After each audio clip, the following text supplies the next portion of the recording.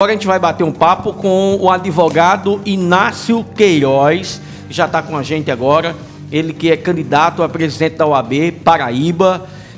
Inclusive as eleições acontecem no mês de novembro desse ano, onde tem 4 candidatos que concorrem ao pleito. A gente já conversou com 2. Ele é o terceiro convidado, né? Sim, é o terceiro. Terceiro convidado. Com a gente aqui está a doutora Catarina, que apresenta o Olho Vivo na TV Diário do Sertão e na Rede Diário do Sertão de Rádios. A gente tem mais de 10 emissoras que estão nos retransmitindo nas regiões do Vale do Piancó, de Souza, Catolé do Rocha, Pombal, Cajazeiras, e Patos, que estão nos acompanhando agora. Seja bem-vindo, advogado, doutor Inácio Queiroz, ao programa Olho Vivo. Boa tarde.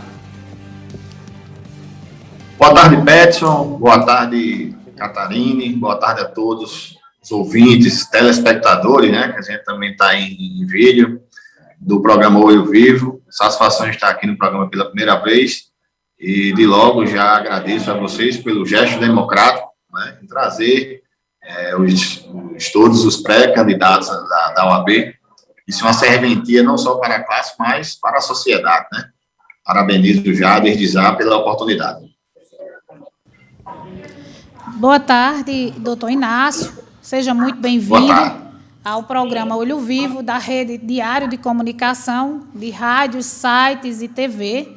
É um prazer ter o senhor aqui, candidato à presidência da OAB Paraíba, um órgão extremamente importante no exercício da democracia no Brasil inteiro. Nós já tivemos aqui, sendo entrevistados, a advogada Maria Cristina Santiago, conhecida como Kio, o advogado Arrisson Alexandre Targino, e agora Vossa Excelência está aqui para responder algumas perguntas e também apresentar a todos os advogados e a população em geral as suas propostas, se eleito for à presidência do Conselho Estadual da OAB Paraíba. Nós sabemos que já existe uma gestão que está há 2 triênios e a sua candidatura é para o triênio 2022-2024, em que se pleiteia essa presidência à frente da OAB. Um assunto muito recorrente nessas eleições é a paridade de gênero e de cotas raciais. Inclusive, isso foi votado pelo Conselho Pleno do Conselho Federal da OAB, de que a paridade de gênero para mulheres é de 50% e de cotas raciais de 30%. Nós temos hoje a necessidade, mais do que premente, de inserir a mulher nas representações políticas e a OAB como órgão de exercício pleno da democracia, na luta por uma sociedade justa e igualitária, não podia ser diferente nessa paridade de gênero. Como o senhor vê a resolução 05/2020 do Conselho Federal da OAB, que foi votada em dezembro passado, e como o senhor pretende aplicar isso, se eleito for à presidência da OAB Paraíba? Catarine, realmente uma pergunta muito importante e bem atual. Não é? Há, sim, vamos dizer assim, uma imposição legal para que esse exercício democrático de incluir, né, de tornar necessário a participação tanto da mulher, né, como das cotas, os negros e os declarados também pardos. Eu acredito que foi uma vitória, não é? Não só para a classe das mulheres ou para a classe dos negros ou dos pardos, mas uma vitória para a advocacia. É sempre importante, né? Nós temos, por exemplo, a história percebe, dita, como é importante a participação das mulheres, né? Hoje nós vemos muitas, antes dessa resolução, por exemplo, víamos que a diretoria, as diretorias da OAB, por exemplo, eram sempre e se perpetuava formada por homens, né? E, por vezes, não era que não existia mulheres competentes para tanto, mas era porque, muitas vezes, elas não se sentiam confortáveis, não é? Inclusive, se propor a participarem de alguns cargos, como, a exemplo, o cargo das eleições de classe da OAB, né? Eu louvo essa resolução, é a resolução 05, não é? Que determinou que todas as chapas do Brasil, não é, com relação às eleições para a OAB, ela incluam 50% de homens, 50% de mulheres e 30% sim reservadas para as cotas. Ainda nessa seara da advocacia, nós estamos passando por um processo pandêmico que trouxe graves consequências à vida de todas as pessoas do mundo. No Brasil, não diferente, houve um déficit financeiro em todos os setores da economia, principalmente com relação aos profissionais liberais que trabalham atrelados ao Poder Judiciário, uma vez que as atividades deste poder, como de outros, foram suspensas, sendo realizadas algumas ações de forma remota. Na pandemia, o Conselho Federal da OAB alterou o provimento 94/2000, que trata sobre a publicidade da atividade advocatícia. Nós temos um código de ética que é muito rigoroso com relação à propaganda da atividade advocatícia. Por exemplo, o tamanho da placa dos escritórios é limitado, não podemos usar outdoor, a divulgação nas mídias digitais também é limitada. Como o senhor enxerga, como o senhor recepciona esse provimento, essa alteração do provimento 94, que possibilita que os escritórios de advocacia, os advogados, façam a divulgação pelas mídias sociais? E, aproveitando também esse ensejo, como o senhor pretende, se eleito for, minimizar os efeitos da crise, do impacto econômico da pandemia do novo coronavírus na atividade advocatícia? Catarina, esse é um ponto muito importante que você toca com relação a essa problemática da pandemia e voltado para a classe de advogados. Nós temos dados de que, por exemplo, 40 escritórios, Catarina, agora em meio à pandemia, de 2020 a 2021, 40 escritórios de advocacia foram fechados aqui, só em João Pessoa, não é?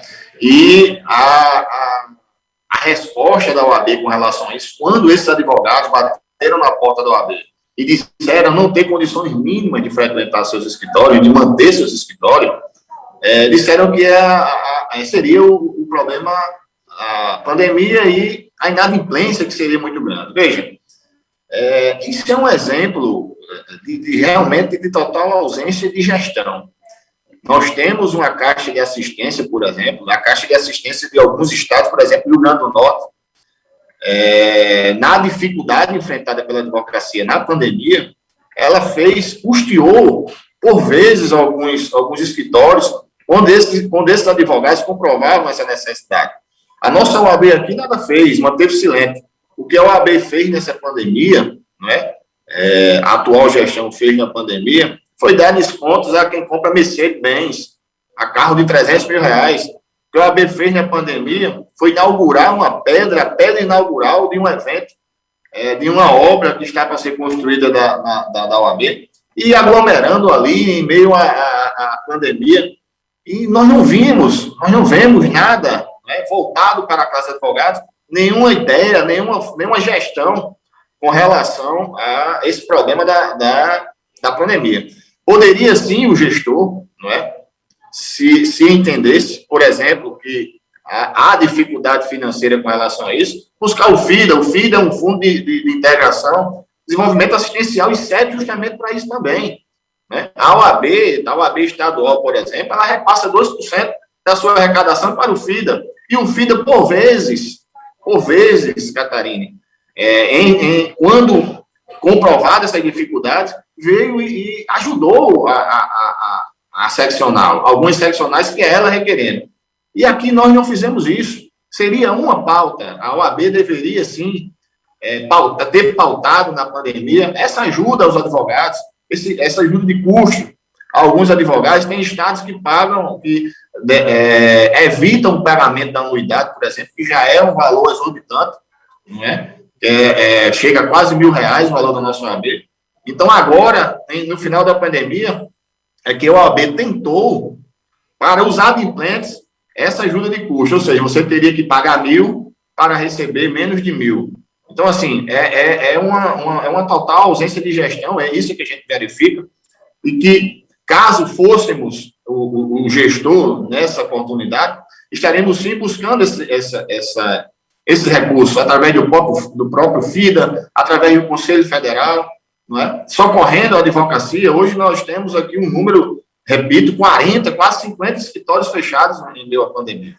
Esse é um ponto que você tocou importante. Com relação ao provimento, o provimento 94, sobre a publicidade, isso também é uma vitória para a advocacia, que é uma discussão que se arrasta há épocas. Eu lembro que eu fui advogado ativo do Tribunal de Ética e Disciplina aqui do Estado da Paraíba, e muitos processos lá que tramitavam em face de advogados era justamente isso, Peterson e Caterine. Eram advogados que se utilizavam de alguns meios para publicizar suas vitórias, publicizar seus escritórios, e por isso eram processados. Eu acho que nós vivemos... Inácio, o senhor pegou foi bom essa pergunta para quem é leigo no assunto, quem está nos acompanhando agora. Por exemplo, tem participação de advogados aqui na própria TV Diário do Sertão para tirar dúvidas da população, como direto ao ponto, para falar sobre determinados assuntos que são solicitados pela população. Não só na TV Diário do Sertão, mas a gente for pegar Globo News, Band News, CNN, CBN, não somente advogados. Eu sei que é uma questão em debate aqui, mas os médicos também, que têm também uma prerrogativa também, já estão abrindo mais, porque tem vários médicos participando de programas de rádio, ou até mesmo tendo programas de rádio como eles próprios apresentando. Eu já vi casos também de que advogados estão apresentando programas. Por exemplo, aqui mesmo no Sertão, vários advogados estão apresentando programa de entrevistas. Aí você me pergunta, tem DRT de radialista ou até mesmo de jornalista? Não tem.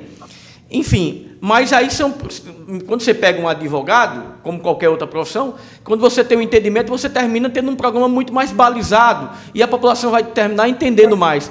Então, eu acho que chegou a hora também de abrir ter uma abertura à própria OAB. Eu sei que não depende só da OAB local, da Paraíba, mas também da OAB nacional. Verdade, Peterson. Essa era uma problemática que a advocacia sempre vivenciou, porque, por exemplo, nós vivemos, o advogado, ele tem seu trabalho reconhecido, né, através das suas vitórias processuais, através da sua forma de gerir um processo, né, quando você tem um cliente que é um espelho e você consegue, de alguma forma, mostrar que você é um advogado que traz resultados. Mas aquele advogado que iniciou agora, ou aquele advogado que não tem muito acesso a alguns clientes que podem estar na espelho, ele vivia nessa dificuldade, né? Excelentes advogados, com bons resultados, mas não podia, ao menos, apresentar isso, demonstrar. Veja que nós não podíamos, Peterson, sequer, na frente do nosso escritório, colocar que eu seria advogado com um doutorado, por exemplo. Nós tínhamos essa proibição, veja que absurdo. Né? Você não poderia colocar que você é advogado, que exerceu tais funções. Então, havia uma limitação muito grande.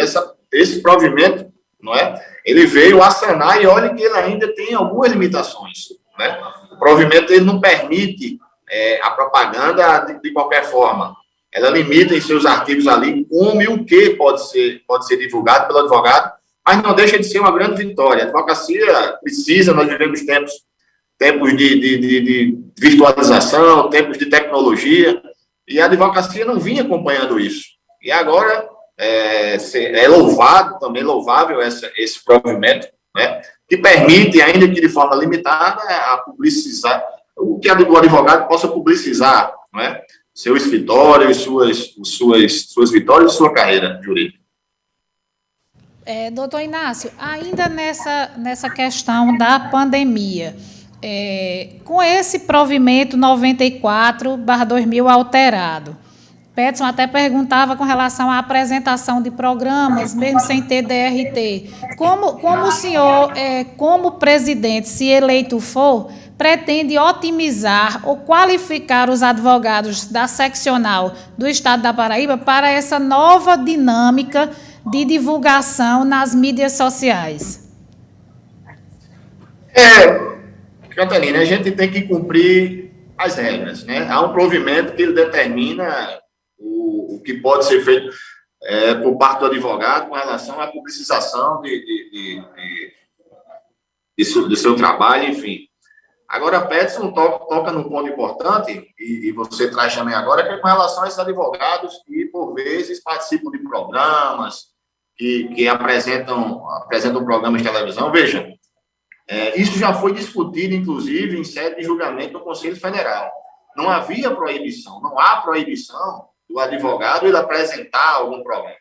O que ele não pode é se servir desse programa, se servir da televisão ou do rádio, para angariar clientes ou para fazer propaganda.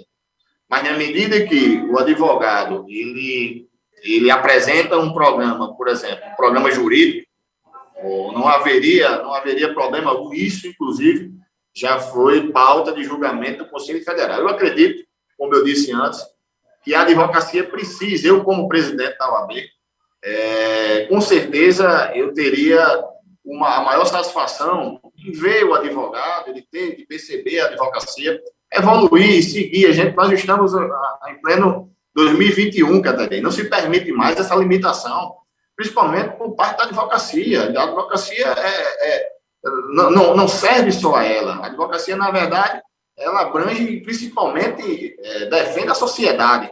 Então, nada melhor do que a gente fazer essa divulgação, permitir o trabalho do advogado seja divulgado. Eu, como presidente, por exemplo, teria maior satisfação, não é? Em, por exemplo, participar de algum provimento, algum projeto aqui que venha do próprio Conselho Estadual, até para aperfeiçoar e ser levado ao Conselho Federal, que, como eu disse, ainda tem muitas limitações, precisamos ainda de alguns diálogos com o Conselho Federal para a melhoria dessa publicidade do advogado.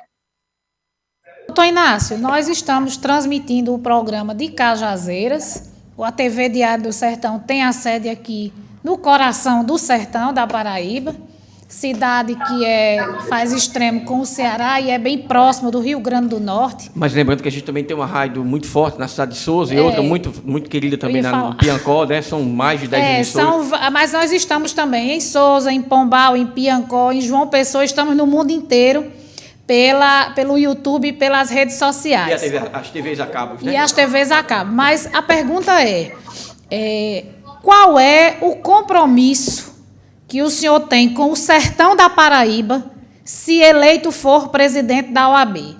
Não se concebe mais que não haja ações de interiorização da OAB para que os advogados do estado inteiro sejam contemplados com os mesmos benefícios que os advogados de Campina Grande e de João Pessoa. Há um tempo nós tínhamos uma OAB centralizada apenas na capital ali e na região metropolitana. Hoje nós temos ações de interiorização e essas ações precisam ser mantidas. Qual é o compromisso que Inácio Queiroz tem? E isso aqui eu quero deixar registrado, como advogada que sou. Se o senhor for eleito, nós iremos cobrar. Qual é o compromisso que Inácio Queiroz tem com a advocacia do interior da Paraíba? Catarine, eu venho nessa pré-campanha, nós estamos visitando vários lugares, e o que me chama a atenção, você toca no ponto que diz, não, hoje nós temos uma interiorização maior, já saiu daquela concentração que sempre existiu na capital para o interior, mas eu tive conversando com uma colega de Malta, por exemplo, e nós temos uma dificuldade muito grande, principalmente nesse momento atual. A advogada me dizia, por exemplo, Catarina, que ela foi fazer uma audiência em Malta, lá em Patos, e foi proibida, não tinha condições de entrar na sala de audiência com o seu cliente.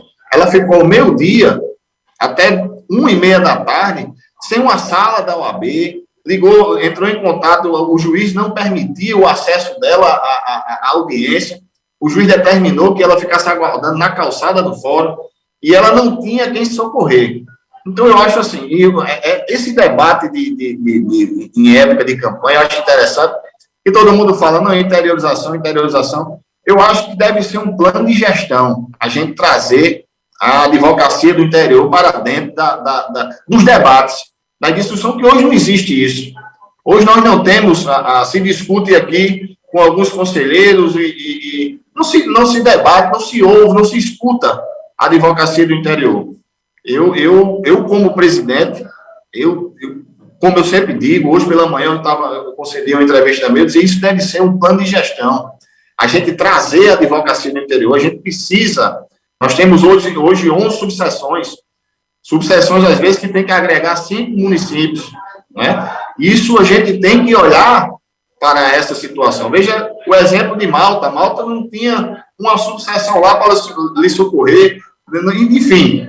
Eu acho que o principal foco para essa questão dos advogados do interior era trazê-los para dentro do debate realmente, trazer a advocacia do interior, a advocacia respeitada, porque, veja, quando nós atuamos bem, nós trazemos um conforto ao advogado de paz, por exemplo, eu não estou beneficiando só o advogado de paz.